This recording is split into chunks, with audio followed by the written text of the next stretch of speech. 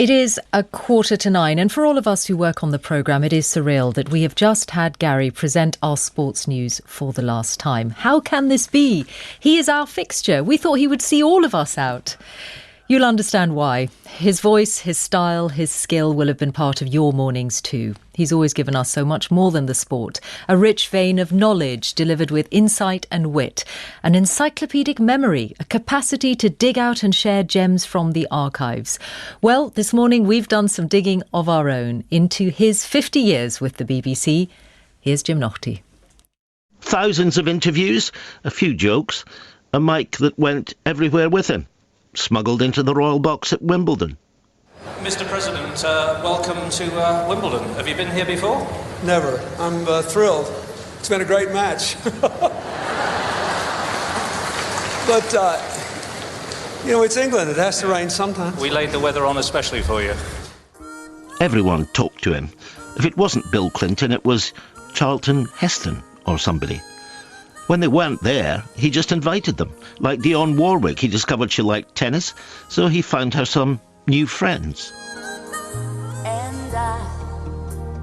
Now, of the ladies players, who do you like? I think the ladies are the Williams sisters. Yeah, they've got a big match, the Williams sisters, haven't they? Yes, they do. It's just so unfortunate they have to play each other for it. But I think that it's going to be a magical game. It's going to be incredible. We've actually got a little surprise for you, because the Williams sisters have a big semi-final, but they've taken time out, and they're just over there. Oh, my God. Oh, my heavens. The lure of that glamour must have started somewhere. Maybe at BBC Radio Oxford, where the Daredevil Richardson found adventure following a steeplejack up a 600-foot chimney without a harness. What I'm doing, I'm in between two chimneys and a steeplejack's behind me, holding on to make sure I don't fall, and I'm not tied on. I don't know about the steeplejacks, but I'm not tied on at the moment. We're going up. Oh my goodness. Right, we've got a few more feet to go now. And this is the bit, the ladder's moved. This is the bit that's frightening me because I've got to climb out over a ring. I don't know whether I can get onto the edge, but I'm very frightened indeed at the moment. One of the many things we wouldn't let him do now. There were 7 Olympic Games ahead for him. At London 2012, he took the rowers Heather Stanning and Helen Glover for a special visit. You not only won Britain's first gold medal of the 2012 Olympics, you get to visit Buckingham Palace. What do you reckon? We're so excited. Can't believe it. It's been a bit of a whirlwind and this is so surreal. Yeah. And the other thing is, you're not going in the tradesman's entrance, you're going through the front door. Wow. When you're getting on, and let's face it, Garry is, there's always history bubbling up. Here he is, back with Sebastian Coe in Moscow, where he won his first gold medal. Coe, that is, not Richardson. And there goes Coe. He's looking for Owen, wondering where he is. He's right there behind him. Owen is in trouble. And Coe gets the revenge he wants. And what a comeback for Sebastian Coe. Back here on the track, you've not been on it since 1980. I don't think I'm probably being overly dramatic. This spot probably defined pretty much everything else I've done for the rest of my life. Georgie, they call you the Belfast boy. They all knew Garry. He followed the George Best story all the way. Imagine. Even taking him on a theatre tour at home and abroad. Pele once said George Best was the best. Was he right? Well, you can't get a bigger compliment than that. And I think Jimmy Greaves said once that he might not have been the best, but there wasn't anyone better. When players like that, and Pele said it at a dinner, it's, they're right. And as so often with Garry, it was usually the same question, even for Pele. Don't be modest on this question. Do you think you were the greatest footballer? I don't think, I am sure. Until there appeared nobody like Pelé, I am sure. We heard it all, not only on Today, but in the multi-award-winning Sports Week on 5 Live. And everyone came to know that it wasn't just sport for him. Rehearsals for the last night of the proms are about to get underway. You never imagined him in the Royal Albert Hall, did you? He loved big band music, and Buddy Greco joined him for a Radio 4 documentary. Ladies and gentlemen, Miss Ella Fitzgerald, Mr. Buddy Greco, Mr. Danny Kaye. Now, he was told that Garry was going to sing on the programme. So possibly fearing the worst and trying to help, he offered to play the piano for him. Brave man. How do you find his key for him? Another bride, another June, another funny honey... But maybe not quite as fast as that. No. I apologise for saying that's okay. a Buddy Greco. Right. He's washing dishes. No, I'm not. Baby clothes. No more kids. He's so ambitious. Let's do an act. He even sews. So Now don't forget, folks, that's what you get, folks, for making whoopee. So, on this programme, it's nearly over. After 43 years. Stories of victory and defeat on the field, some jokes slipped in when a producer wasn't looking, an annual ritual at the derby winning post or the cup final pitch, and almost everywhere else where we all wanted to be. Also in today's programme, a historic moment in the golf, and Garry Richardson is there. Yes, good morning to you from St Andrews, where the 150th Open Championship gets underway in half an hour. And the racing tips. Even a new Prime Minister had no choice but to play along. Prime Ministers are often blamed for lots of things. What about the racing tips? Do you want to give a racing tip, Prime Minister? No, I'll leave those to you. I'll tell you what, I'll give you the paper and you've got a couple of minutes while we do the cricket. Just have a look, pick any of them. Really don't worry about it because we never get them right. And let me talk about cricket. Well, at the end of that 40-second report, the Prime Minister will tell us the tip is... Well, if you're a fan of the coalition, you could go for Daring Dream at the 350 at Ayr, and if you're slightly more sceptical about how our arrangements are going to work out, you could try Midnight Fantasy in the 3 o'clock at Wolverhampton.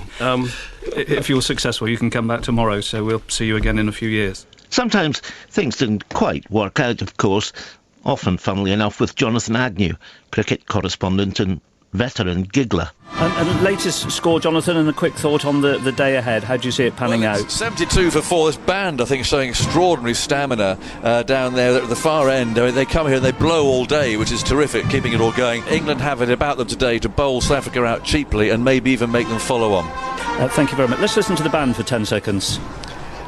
They've stopped. Oh, Radio Gold. So on a day of parting, which everyone on the programme, old and new, knows is the closing of an era, we should laugh, Garry, shouldn't we? If we can. Incidentally, VAR technology was used in horse racing yesterday, and after a 45-minute check, it was confirmed that both our selections had actually finished last. Ellie Aldridge, gold medal winner in the kite sailing, will be my guest at 8:25. I feel we should have David Tomlinson on now to do a chorus of You Know What. Maybe you don't. Rashford, yes or no? I know you like those style questions. Select him or not? Yes. Because if you don't select him, you just add to the story, you add to the pressure, you add to the anxiety. The place he shines is on a football pitch. Yes, I did say yes or no. Yes. With Garry, you were never quite sure, except old friends like everyone out there who's come to know you and take the jumps with you. We do know we'll miss you greatly, but we'll remember the fun. Jim there, this is your life. Let us reassure you. He's not dead or dying, he's here. He's merely retiring after a mere 50 years in the job. Garry, what did you make listening to that? Yeah. Well, you know, a couple of weeks ago, the editor came up to me and said, your final programme, we're going to put a montage together. And I thought, oh dear. And she said it's going to be 10 minutes long. And my first thought was it'll probably underrun for about 9.5 minutes. But it was lovely to hear that. And thanks to Jim for his kind words. Thanks to the hundreds of producers that I've worked with on the programme and elsewhere at the BBC, fellow broadcasters, all the presenters on the Today programme, dating right back to the great Brian Redhead, correspondents, reporters. I couldn't have done my job without your help. I will still be doing some broadcasting for the BBC, which is great, but I won't be getting up at 2 in the morning. And no word of a lie, I stayed very locally. And overnight, there was a leak in the roof above and water came cascading through. Not quite like Niagara Falls, but that's one of the perils of doing the job. It's a sign, Garry. It is a sign. Most of all, thanks to the people that have been listening. Thanks to the listener. You know, we've had a lot of response, not surprisingly, but lots of people have been writing into us. One has already decided that you need to be knighted, Garry. So he's referring to you as Sir Garry. So let's hope the palace is listening. Other people saying that they hope that you do not get under your wife's feet, and Mrs. Richardson is here with us through the glass this morning. So she'll probably welcome this advice. Do not get under your wife's feet. Take on more home tasks, but do them the way they have always been done. The thing that is very striking, Garry, is there are lots of people writing and say we're not that interested in sport, but we love the sport when Garry does it because it makes us smile. Well, I can come back tomorrow. Well, that's what you think. Touché. Now, one thing I wanted to ask you about is Robert writes into us and says he's got a wonderful interview technique. And I remember when I started in this programme, before you had a phone, you'd had a stopwatch. You have very, very little time to get the best out of people, and you always do. Yeah, well, thank you for that. Yeah, we have limited time, so yeah, it's a case of nice, short, punchy questions, hopefully, and hopefully the guests will give shorter answers. We could honestly, we could all learn from this, because there we are, sometimes crashing into the pips or crashing into the weather, and you've got 2.5, 3 minutes sometimes with an absolutely A-star guest, and you get what you need to in that time. Well, yeah, that's very kind. This morning it was slightly longer with Kevin Keegan earlier and then Andy Murray. Exactly. Now, tell us about one that we heard there, Bill Clinton. Oh, Bill Clinton. You get that interview on Centre Court. We talked about it on the Today podcast. You can get the full story there if you want to hear Garry talk about it. What happened?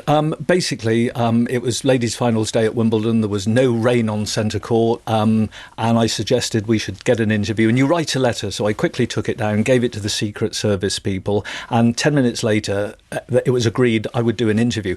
I phoned home to say, make sure you're watching BBC One, make sure the kids are watching, can you make sure my mum and dad know, and my nan. And I went in, and Clinton was amazing. When he came up, he knew my name. We did the interview. It was 15 minutes. It was the biggest moment of my career. Remember, my family don't know who it's going to be. I rang home. My 9-year-old answered the phone, Daniela, and she said, Dad, she said, we just saw you on the television. She said, with Bill Clinton in the royal box. And I said, I know. I said, what did you think? And she said, we're so disappointed. It wasn't Robbie Williams. Do you want to speak to Mum? It is the family that put you in your place at all times. Indeed. I want to ask you what you asked Andy Murray.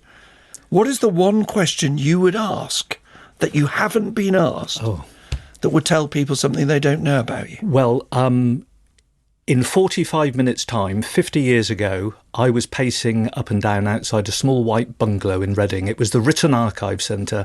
And when I walked through the door, I said to my new boss, what do you want me to do? And she said, well, at 10:30, we'll have a tea break.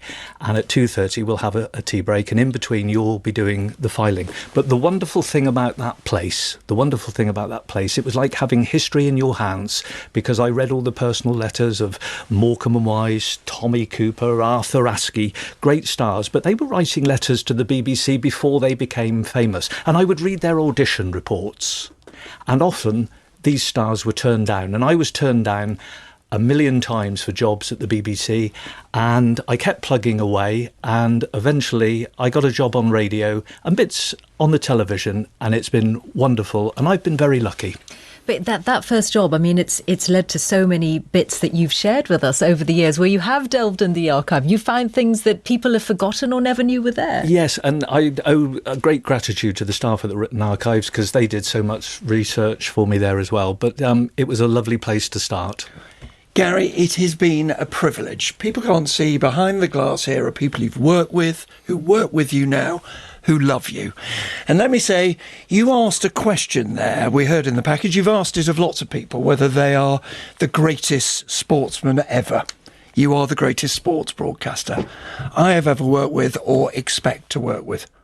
One thing I would add, Desmond Lynam phoned me the other day. I would say Desmond Lynam is head and shoulders above me. Good morning to you, Des. He always gets the last word, doesn't he? We'll miss you terribly. That's we it really from will. us and from Garry for this morning. Good morning.